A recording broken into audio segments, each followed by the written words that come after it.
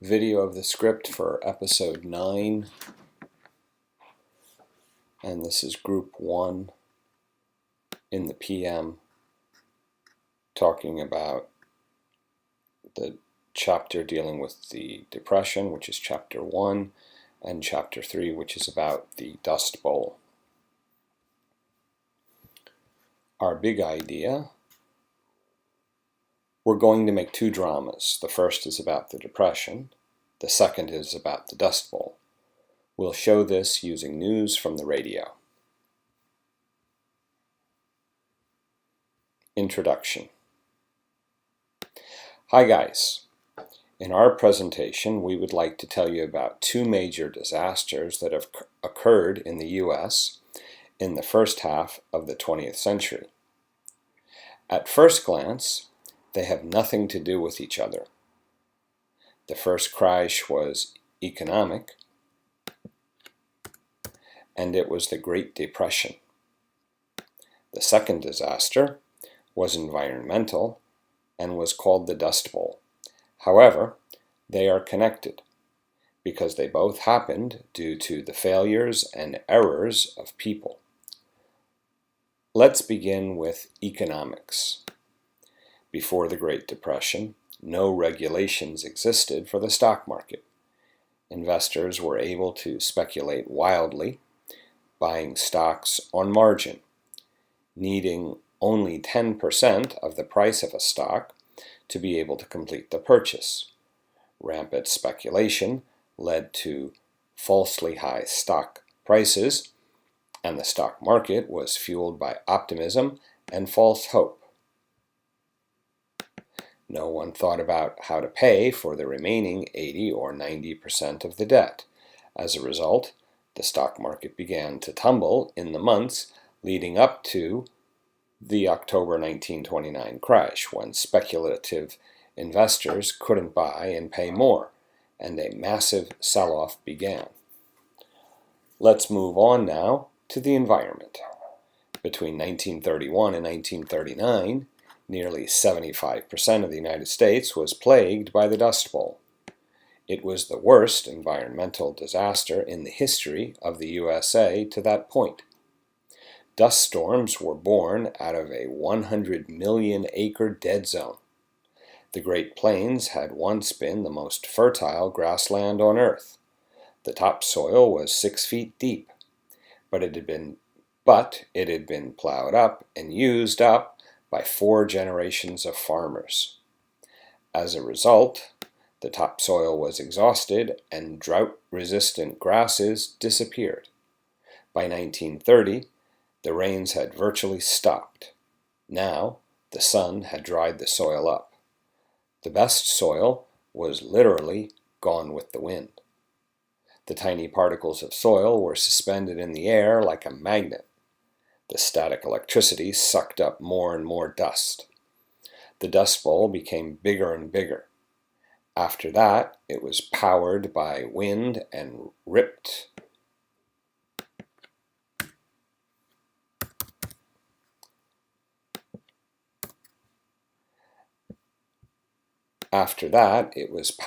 winds and ripped across the country. And now we will try to talk about these events using a drama and the favorite device of that time, a radio. Our first reporter is Olesia. Dear listeners, today is Tuesday, October 29th, 1929. We have to provide some bad news. The stock market has crashed. It is the worst economic collapse in the history of the modern industrial world. Stockholders have lost more than $50 billion. Banks are closing in wave after wave across the country. Bank deposits are uninsured, and thus, as banks fail, people simply lose their savings. Surviving banks, unsure of the economic situation and concerned for their own survival, are not willing to create new loans. This exacerbates the situation, leading to less and less expenditures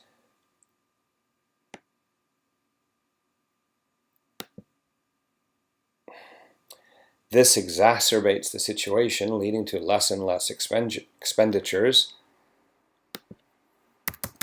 And that is having an awful effect on the economy.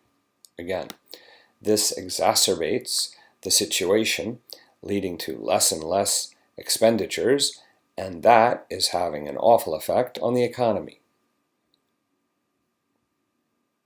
With the stock market crash and the fears of further economic problems, individuals from all classes have stopped purchasing items.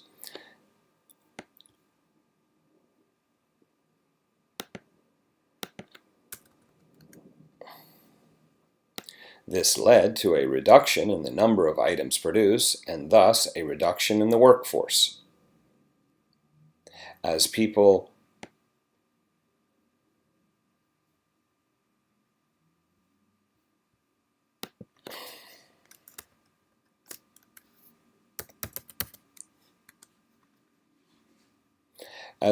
lose their jobs, they aren't able to keep up with paying for items they had bought through installment plans, and their items... Okay, you're going back and forth between present and past, and it's confusing.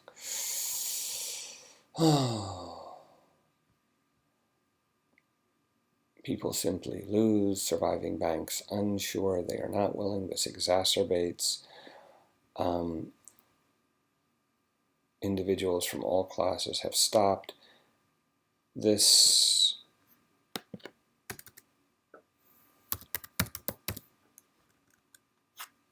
is leading to a reduction in the number of items produced and thus a reduction in the workforce as people lose their jobs. Okay, let's try to go back from here. With the stock market crash and the fears of further economic problems, individuals from all classes have stopped purchasing items. This is leading to a reduction in the number of items produced and thus a reduction in the workforce. As people lose their jobs, they aren't able to keep up with paying for items they had bought through installment plans, and their items are being repossessed.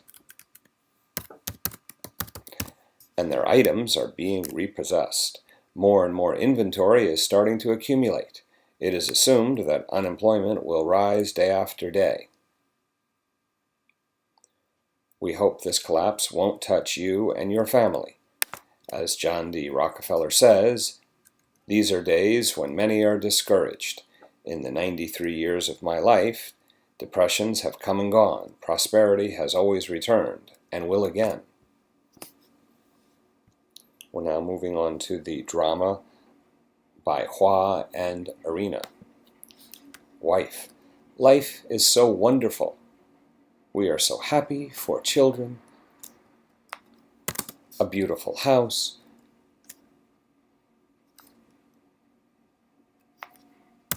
a good job for Henry in the Bank of the United States,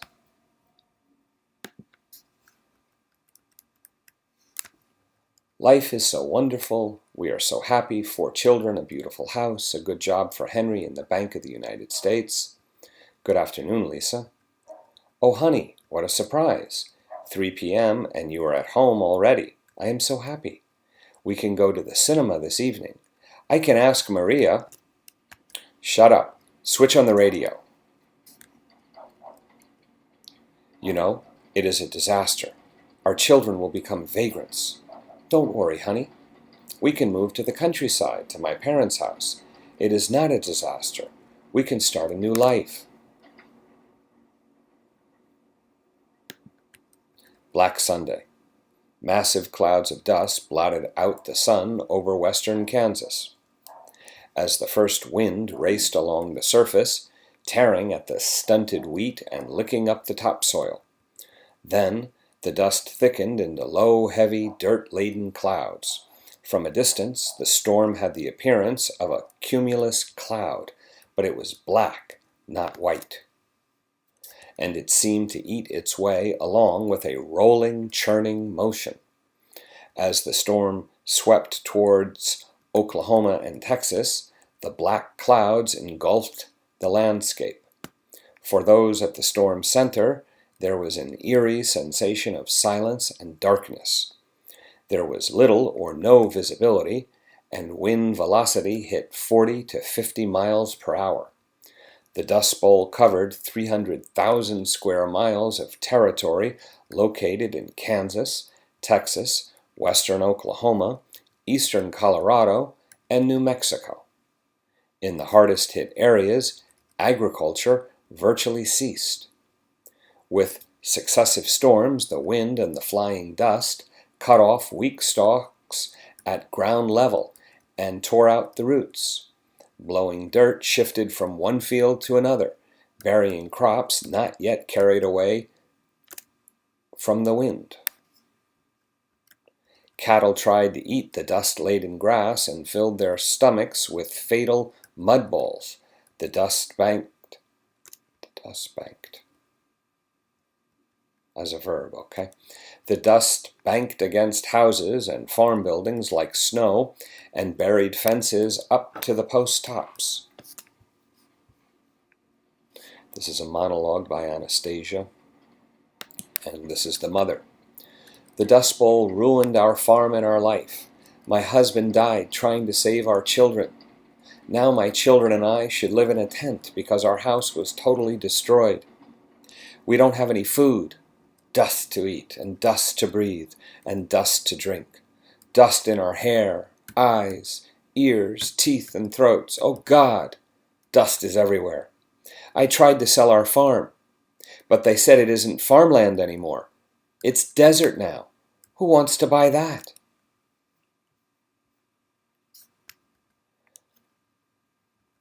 As we have learned in our previous project, in the 1920s, America had an economic boom. The average American was busy buying automobiles and household appliances and speculating in the stock market, where big money could be made.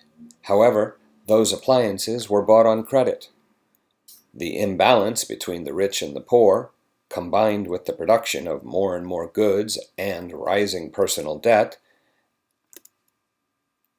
Okay, that sentence is strange.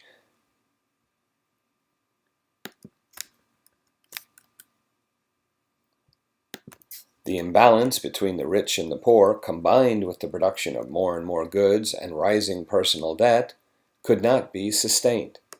And then, after the Roaring Twenties, it's time for the bust. Bust for the people who lived in big cities, and bust for farmers as well. On the one hand, the Great Depression was the worst economic collapse in the history of the modern industrial world. It spread from the United States to the rest of the world. Many people lost everything: jobs, land, and livelihoods. The middle class of America virtually disappeared. On the other hand, farmers usually were far from the serious consequences of the Depression, so they could at least feed themselves. But, unfortunately, during the Great Depression, several years of continued and hopeless drought resulted in devastating storms of dust for many in the west and southwest of the USA. The drought was the worst ever in U.S. history, covering more than 75% of the country and affecting 27 states severely. The Dust Bowl exodus was the largest migration in American history within a short period of time. Between 1930 and 1940, approximately 3.5 million people moved out of the Plain States.